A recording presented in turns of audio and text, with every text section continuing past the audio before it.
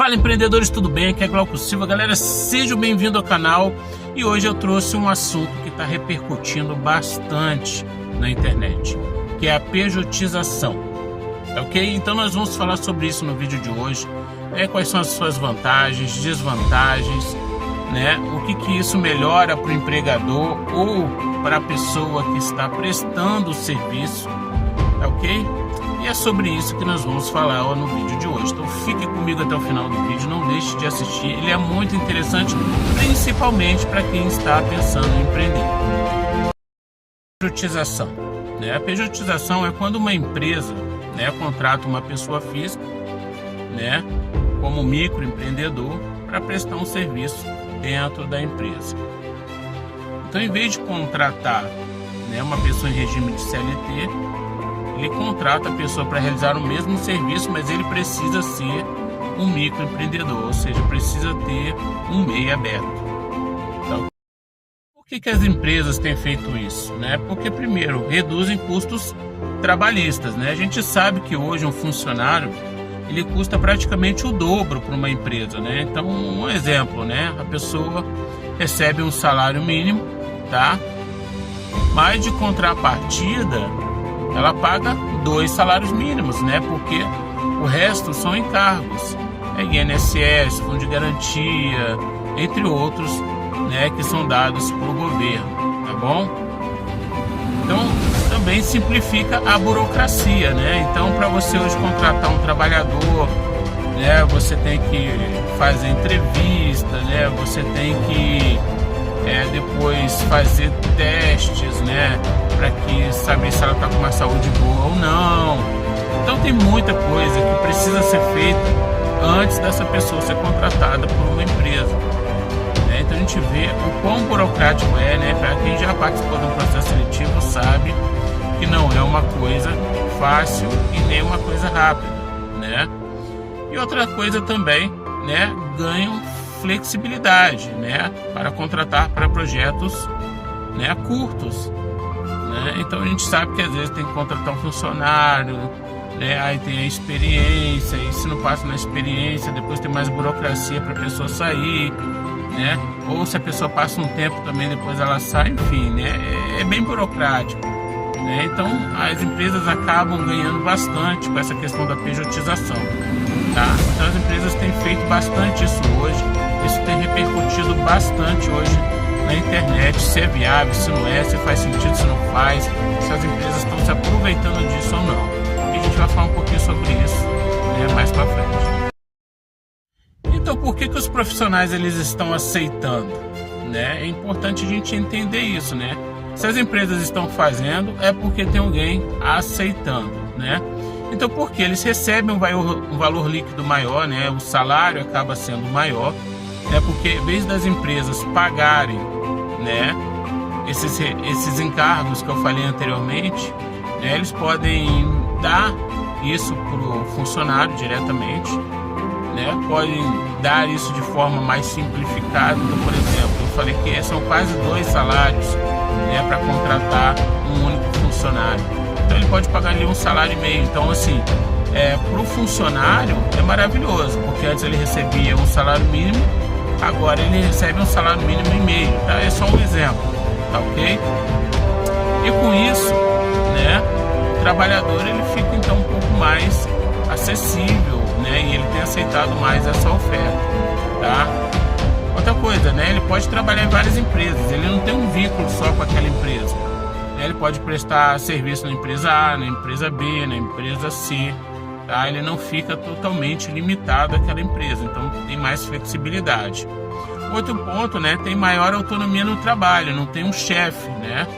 Ele foi contratado para fazer aquele serviço, ele entra lá, tá? Desde que ele preste o serviço da maneira correta, o restante, né, é com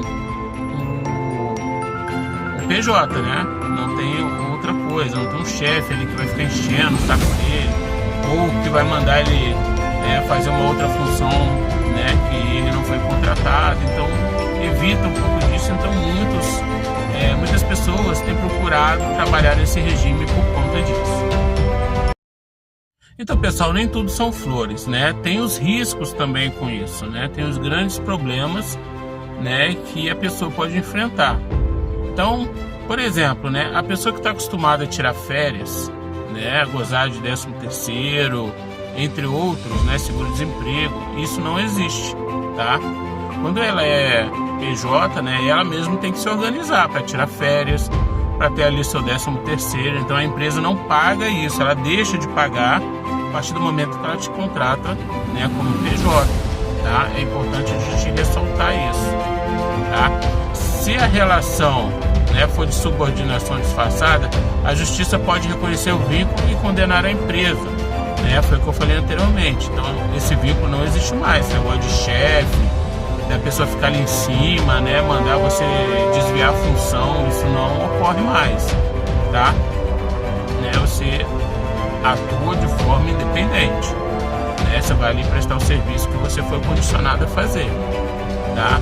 E se não for dessa forma, você pode entrar com processo, né? E o judiciário vai reconhecer isso, tá? Como então desvio de função, e aí você pode ganhar uma grana ali, tá ok? Outra coisa também, né, exige gestão financeira e tributária, né, mais cuidadosa.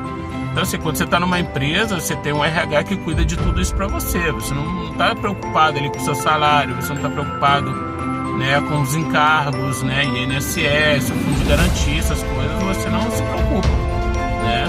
A partir do momento que você assume a função de PJ, né, você acaba então tendo que fazer todo esse trabalho, tá?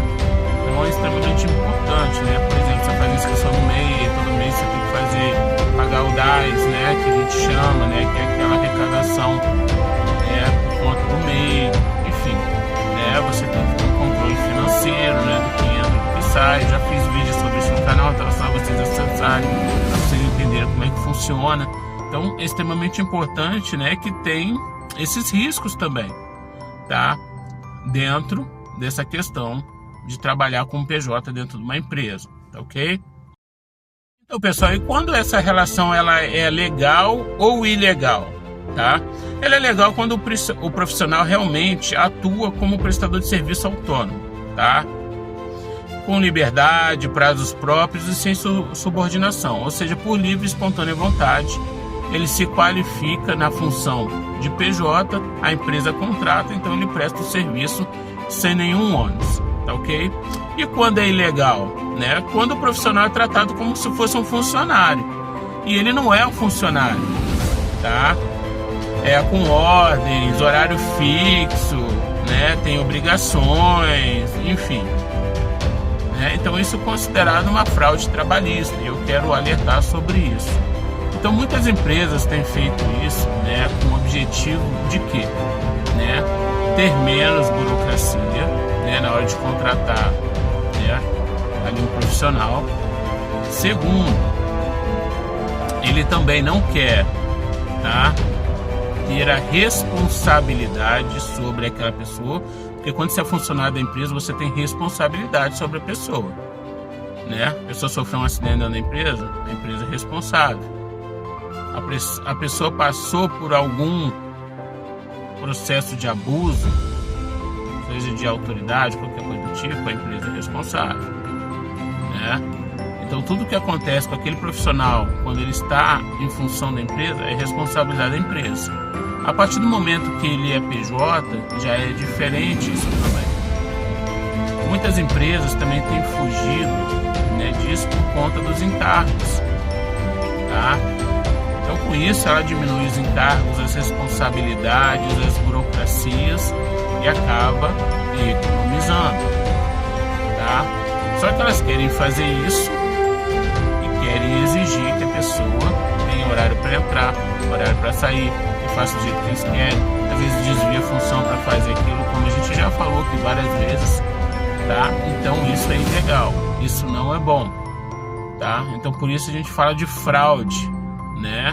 Porque as empresas, né, estão chegando para trabalhadores, né? Por isso está chamando isso de pejotização, né? Tá virando aí uma regra, né, no mundo do empreendedorismo, tá? As pessoas fazerem isso, chegarem para o funcionário e falar, cara, é o seguinte, ó, eu quero te contratar como PJ, eu vou te pagar mais, né? Como eu falei, é um dos benefícios, né? Mas o objetivo da empresa não é ajudar o funcionário, né? É diminuir os encargos, ter menos responsabilidade sobre o funcionário, enfim, entendeu? Então, a gente tem que tomar muito cuidado para entender o que está acontecendo naquele momento, tá, gente? Então, eu defini o que é pejotização hoje para vocês, né? Quais são os pontos bons e ruins sobre isso, né? O que o favorece a empresa, o que o favorece também, né, as pessoas que são PJs, né? E o que é legal e o que é ilegal. Tá ok, galera? Então agradeço vocês terem ficado aí comigo até o final do vídeo. Espero que tenham gostado do conteúdo. Espero que vocês se tornem microempreendedores e que vocês continuem acessando o canal. E não deixem, galera, de se inscrever, porque eu sempre estou atualizando o canal com conteúdos como esse, esclarecendo e ensinando vocês a ser micro e pequenos empreendedores. Tá ok, galera? Valeu, aquele abraço e fui!